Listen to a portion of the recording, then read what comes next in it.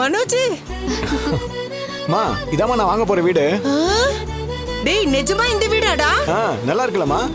டேய் இந்த இடமே ரொம்ப அமைதியா இருக்குடா, மனசுக்கு ரொம்ப சந்தோஷமா இருக்கு. ஆமாமா, என்னமோ பாரடைஸ் மாதிரி இருக்குல்லம்மா. என்னது? சொர்க்கம் மாதிரி இருக்குன்னு சொன்னேன். ஏண்டா புது வீட்டுக்கு தானே வந்திருக்கோம், ஏதோ சுவிட்சர்லாந்துக்கு வந்த மாதிரி பேசுறாங்க. சும்மாரு. அங்கிள் எப்படி இருக்கு வீடு? வெளியே பார்த்தா பெரிய வீடு மாதிரி தான் இருக்குது, உள்ள போய் பார்க்கணும். எங்க இங்க இருந்து பார்த்தா கண்ணுக்கு அழகா இருக்குங்க, கடல் காத்து கூட ஜில்லுன்னு வருதுங்க. கடலோட சவுண்ட் இங்கேயும் நல்லா கேக்குதுல்ல.